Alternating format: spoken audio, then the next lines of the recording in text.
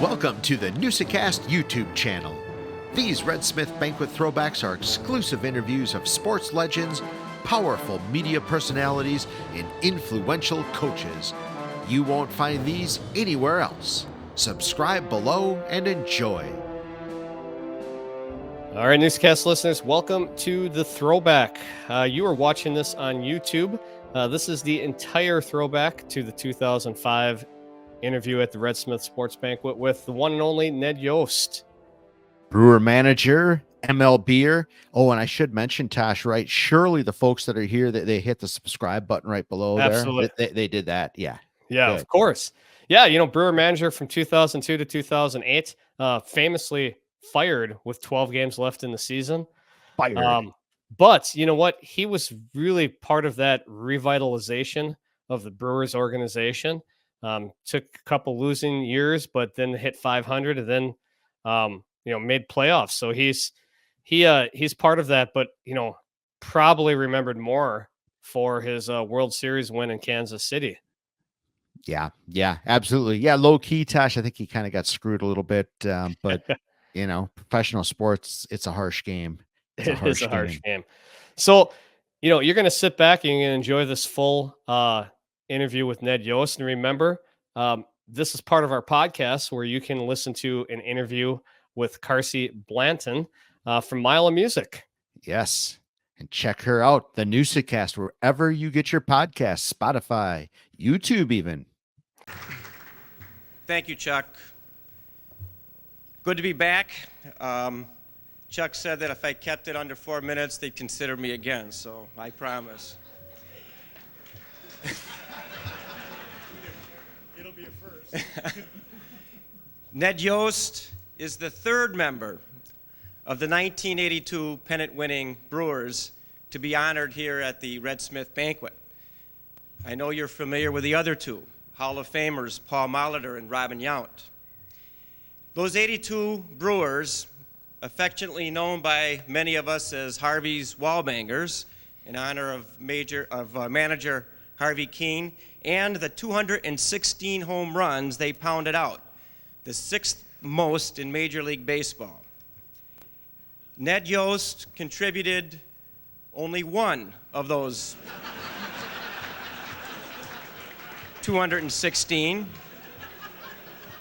But, as they say, timing is everything. He hit his home run when they needed it most.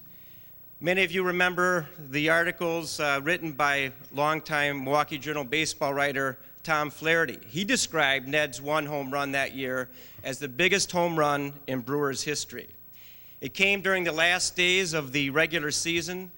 The Brewers are in the divisional race with the Orioles, and they seem to be losing steam. They had a key game against Boston at Fenway Park, and Ned came into the game for his first at-bat in the ninth inning, coming in for catcher Ted Simmons. The game was tied. There was 2 runners on, and Mark Clear, the ace reliever for the Red Sox, was on the mound.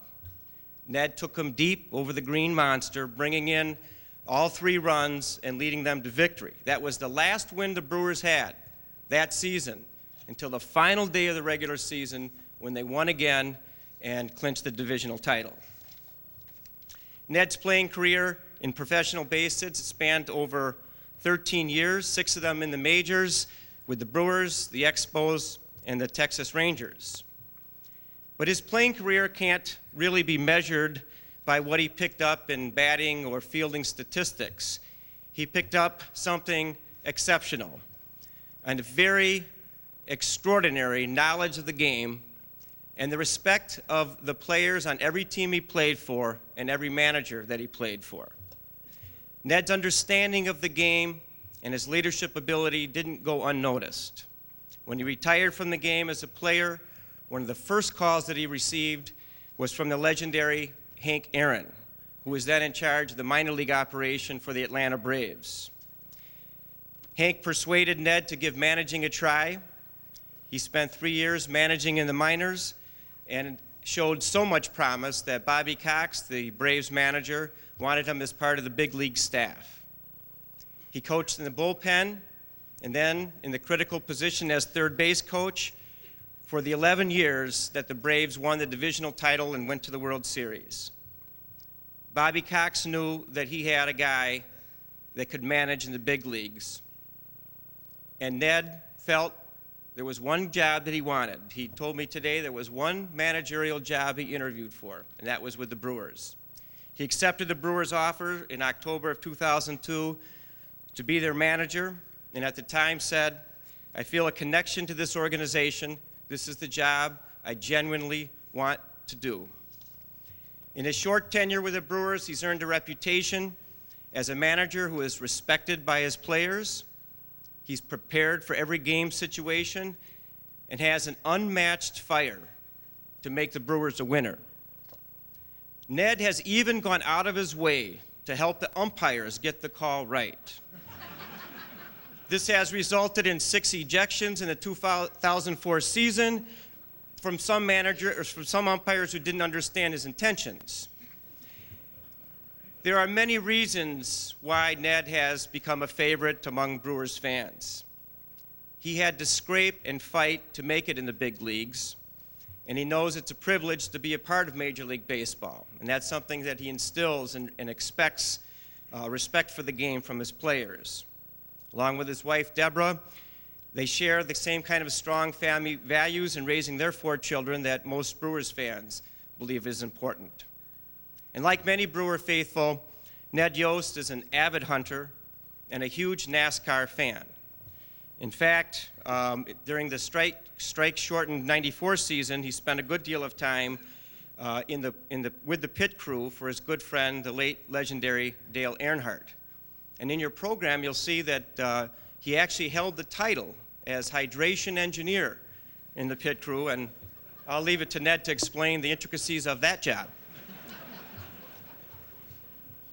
You may have noticed Ned's number 3 jersey as a Brewer, and that's in honor of his good friend, Dale Earnhardt, for the number 3 car that he drove. And also, like many Brewers fans, especially up here in Northeast Wisconsin, Ed enjoys some good blue-collar humor. The Lakers may have Jack Nicholson, Tom Cruise, and other Hollywood celebrities courtside, but only the Brewers can boast of having the kings of blue-collar humor, Jeff Foxworthy and the Cable Guy, in their clubhouse. And that's funny, I don't care who you are. And if you get that joke, you just might be a redneck. We are happy to have Ned back in Wisconsin with the Brewers. There are many good reasons to be optimistic about the Brewers' future. New ownership, some key off-season acquisitions, and another year of development for their talented minor leaguers. But the biggest reason of all was recently summarized by a national baseball writer who said, "The best thing the Brewers have going is their manager, Ned Yost. He understands players and how the game has to be played to win in a small market franchise." Ladies and gentlemen, please join me in congratulating our 2005 Nice Guy of the Year, Ned Yost.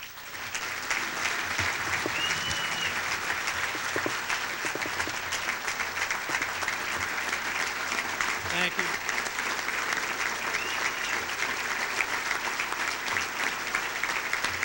Thank you. Thank you. I appreciate it. I've had a lot of great influences in my career. Joe talked a little bit about some of them. Bobby Cox, I think the luckiest thing that I ever did was a chance to play 12 years or coach for 12 years under Bobby Cox. Bobby taught me that being a major league manager is more than managing a baseball team or a baseball game. It's managing personalities.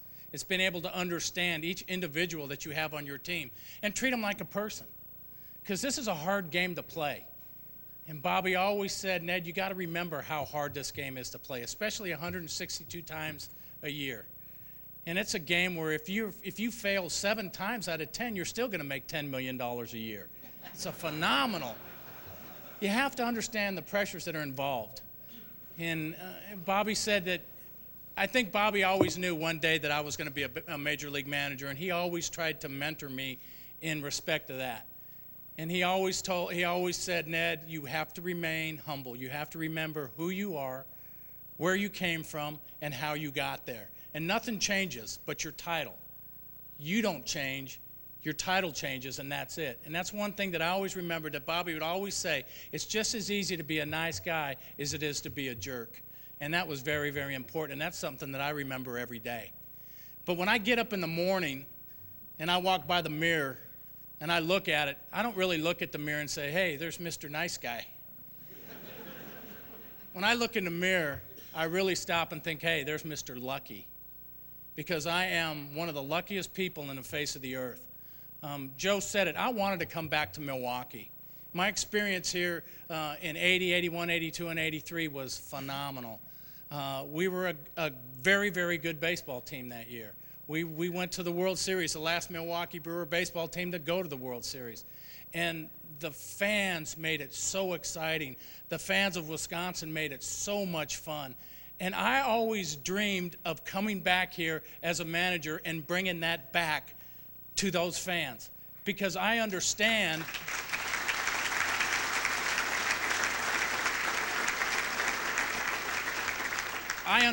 how much fun it will be for all of us. Growing up as a coach in Atlanta, the fans they're transit fans. They come from all over the country. They're in for 4 or 5 years, then they're out. And they're not true Braves fans. In Milwaukee, they are absolute, true blue Brewer fans from the minute that they're born to their last day on earth. And I love that about the Milwaukee Brewer fans. And I didn't want to go anywhere else but right here to bring a championship back for you great fans. So for me, I could see the correlation when I came in here 2 years ago. This team had lost 106 games. My name wasn't even on the radar screen, I don't think, when it came to interviewing. I called everybody that I knew to try to get a chance to interview for this job. And I finally got a hold of my old agent, Alan Hendricks, and said, look, they just hired Doug Melvin, the new general manager. Do you know him at all? And he goes, yes, I know him very well. I said, can you tell him, can you call him and say that there's a guy in Atlanta that's been with a Hall of Fame manager for the last 12 years, understands Milwaukee Brewer baseball, feels like he's a Milwaukee Brewer at heart. For some reason, when you come up to the big leagues the first time, you feel like that's your team. Like I was born in California, I'm a Californian, I felt like I was a Milwaukee Brewer at heart. Even though I'd been with the Atlanta Braves for 12 years, been to the World Series 5 times with the Atlanta Braves. I felt like I was a Milwaukee Brewer at heart.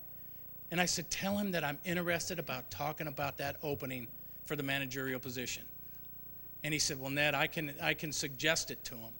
But, you know, once I get you in, you got to take it from there. I said, pal, you get me in. Believe me, I will take it from there. I will get that job. If you get me an opportunity to talk to Doug Melvin, I will get that job because I wanted to be here.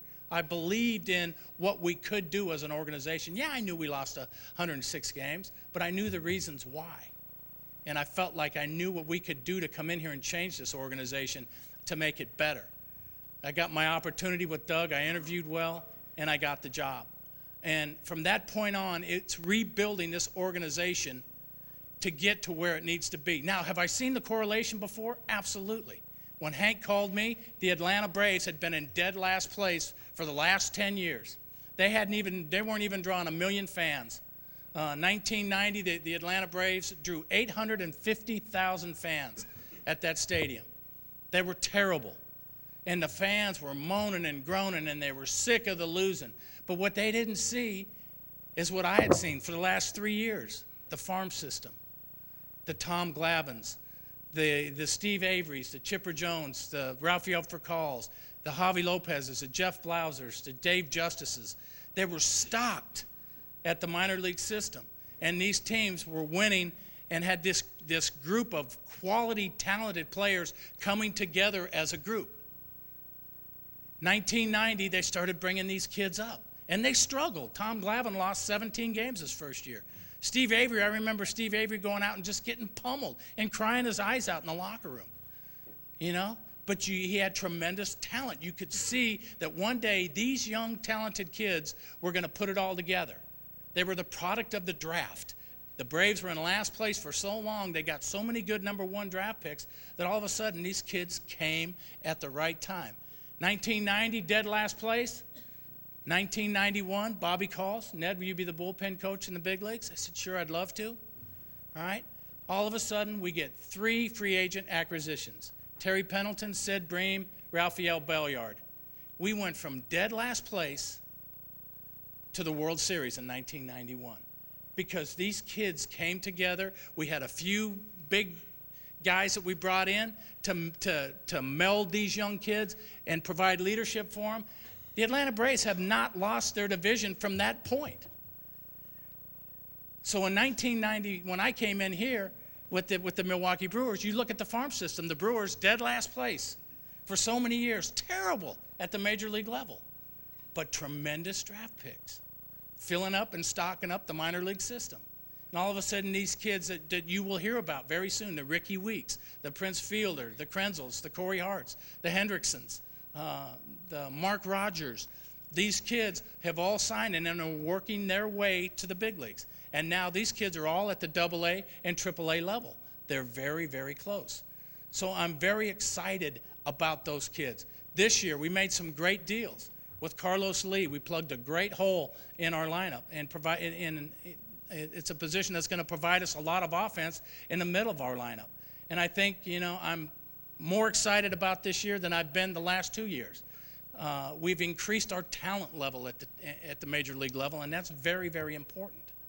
So I think this year is going to be a very, very exciting year for all of us. Chuck said for me to take about 10 minutes when I got up here, tell you a little bit about my team, and then tell you a little bit about my philosophy. And I'm going to tell you about my philosophy, and then I'm going to sit down. And Joe talked a little bit about it. Back in 1982, after we went to the World Series, I used to live in Mississippi. So I went home, and I would hunt every year with a catcher named Jody Davis, who played with the Cubs. And Jody and I came up together in the Mets system. Jody lived in Georgia, I lived in Mississippi, and Jody would come and deer hunt with me. And at the end of that season in '82, he called and said, can I bring a friend of mine with me to deer hunt with us? I said, I don't care who you bring. So Jody drives up with this young guy by the name of Dale Earnhardt.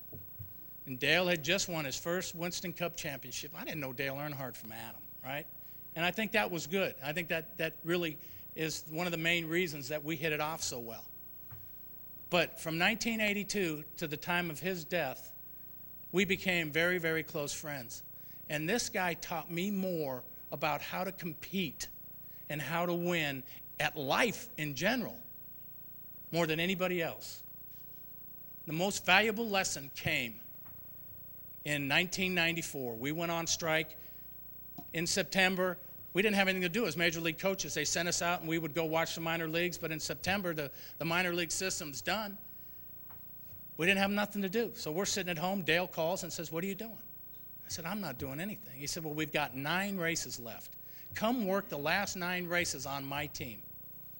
I'm battling for my 7th championship. It would tie the great Richard Petty. Nobody else had any more. I mean, this was a big thing for him. The last 9 races, he said, you won't be able to do this ever again in your life, to chance to see some of these tracks. I thought this will be great, right? We took off, start going to these racetracks. And all of a sudden, I saw his focus and his determination, and focus and determination that I've never seen out of anybody before in my life. And I've been with some great athletes, but I've never seen anybody as focused and the will to win that this man had. And my job was the rehydration engineer. I was the water boy. You ever watch a Winston Cup race? I'm the one with that long pole that sticks the cup of water right through that. And that's a dangerous job because the radio's right there. And if you spill it, all the communication's knocked out, right? So you got to be good at this. So I serviced the driver, was the water boy. So whatever Dale was doing, I was doing. If Dale was laying on the couch, buddy, I was laying right there next to him. Right? For 9 straight weeks, this was phenomenal. His main competitor was Rusty Wallace at this time. And Rusty was probably 80 points behind Dale. And we went into Charlotte, North Carolina. They still had 4 races left. Rusty's right on his tail. It's a beautiful day in October. I remember they had 100,000 people, or 165,000 people there. And anytime you'd get out and push that black 3 race car on the track, all 160,000 would either stand or boo. I mean, it was just deafening. It was great. Remember, the race started, they dropped the green flag, and if you've ever gone to a Winston Cup race and there's 42 cars, when they hit turn 1 going 180 miles an hour, there's nothing like it. I mean, you feel the rumble and the sound and the noise and the smell of the engines and the rubber. I mean, it's just a phenomenal experience to be able to experience that. They come around for lap 1, and then they come around for lap 2, and all of a sudden they're coming around for lap 3, and then down in turn 3, all you see is smoke, and the guys on the radio, the NASCAR officials, start screaming, yellow flag, there's a cautions out, wreck in turn 3. Well, when Dale got in a wreck, the first thing he would do would start barking out orders, what was wrong with the car, what needed to be fixed, right? So if you heard caution and you heard Dale on the radio, you knew there was trouble. So all of a sudden, caution, caution, and there's Dale. My front right tire's flat, my fender's smashed in, my back's messed up, and my toe end's out, and all these technical terms that I don't know nothing about, right? So I'm sitting there thinking, man, it's lap 3, and he's in a wreck. Pulls into the pits. They start beating and banging, changing tires. Pulls back out, comes back in, beating and banging, changing tires. Comes in for the 3rd time so he doesn't get lapped. They're beating and banging, changing tires. They go out, they drop the green flag. Dale's in dead last place. So the race is going on. Dale's getting a little bit better as the race goes on. He's getting a little bit better, and he's up to 30th, and he's fighting, and he's battling, and he's getting a little bit better. And with each pit stop, they're working on the car, and it's getting a little bit better. And they finally get about to the halfway point, and he's running 22nd, right? So all of a sudden, he's running along, and here comes the blare over the radio again. Caution, caution. There's a car with an engine blown up coming out of turn 3. We're thinking, oh, man, what is this? We look, and who is it? Here comes the number 2 car. I mean, smoke going everywhere. Rusty Wallace has just blown up, right? So we're jumping up and down. We're going to pick up huge points. This is big. Rusty's going to finish 40th. Dale's running 22nd right now. He's going to pick up a ton of points. Race is going on. Dale's getting better, and he's getting better. We get down to the last 25 laps. There's a caution. Dale comes in, gets 4 tires and gas, takes off, right? He's running 16th. Goes around to 11 laps left, and there's a caution again. Now, he just come in 9 laps or 10 laps before, and there's a caution. Andy Petrie was his crew chief, and he got on the radio, and he said, Dale, when they drop that green flag, you see if you can pick up some spots. See if you can jump up and see if you can pick up 2 or 3 spots and see what we can do. Dale comes back on the radio and says, Andy, he said, I'm coming into pit road. I want 4 new tires. You can always run better with 4 tires, but you didn't want to have to take the time to stop to get them. You'd lose track position. Dale said, I want 4 new tires. Andy said, are you crazy? He said, if you get 4 new tires, you're going to end up finishing 16th or 17th. He said, just stay out there, get a jump, see if you can finish 8th or 9th.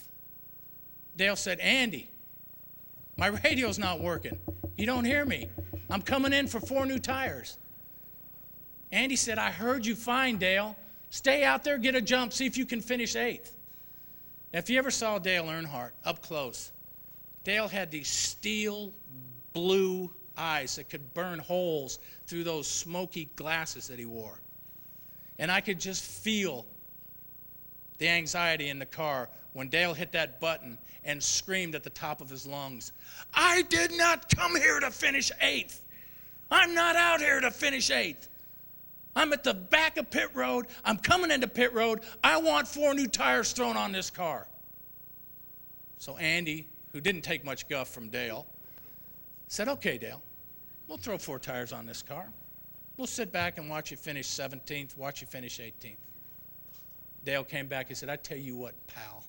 He said, you throw 4 tires on this thing, and you guys sit back and watch me win this thing. All of a sudden, here's Dale.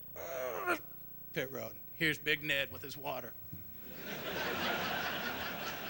Right?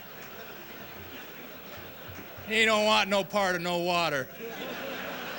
He's trying to burn a hole through Andy Petrie with those eyes. They put those tires on, and they drop, and he skids off. Boom, right? It's in 11th place. They go back out with 9 laps to go, and they drop the green flag. We're standing on the pit wall watching. And they came back around, and all of a sudden he's in 8th place. Came back around, and he's in 7th place. And they come back around, and he's in 6th place, and he is hauling. And now we are going absolutely nuts, screaming and yelling. He comes back around and he's in 5th place, and they come back around and he's in 3rd place, and they come back around and he is in 2nd place, 3 car lengths behind Dale Jarrett, right, with 2 laps to go. He's going to win this race. All of a sudden, there's a wreck in turn 1.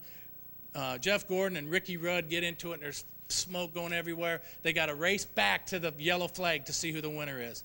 And we're standing on pit road, and we're looking, and here come Dale Jarrett, and here come Dale Earnhardt.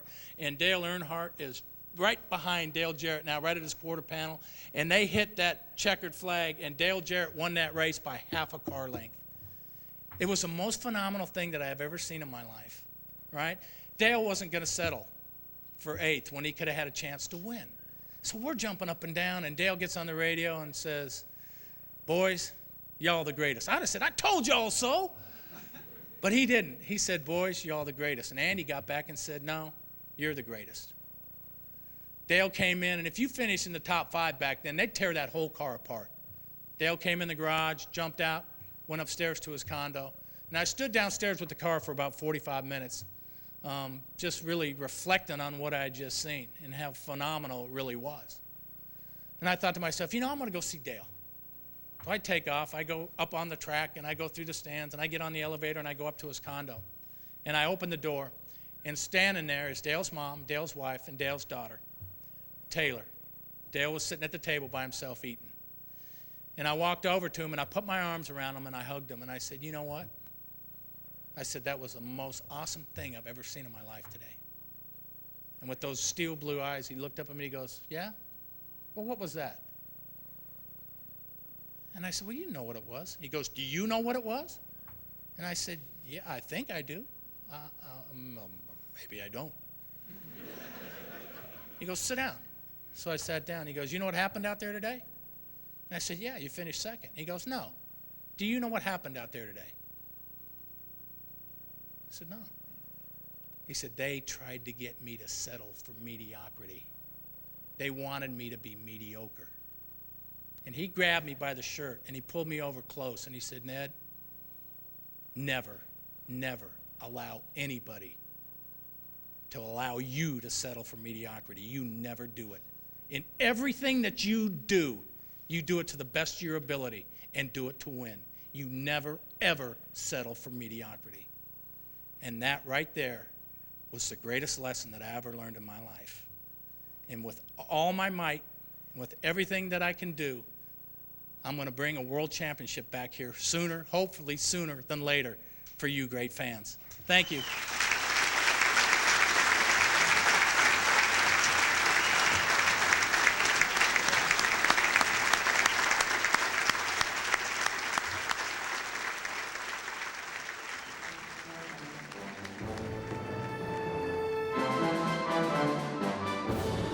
Please subscribe to this channel, give this video a thumbs up, and hit that notification bell so you get notified when we post another great episode or interview.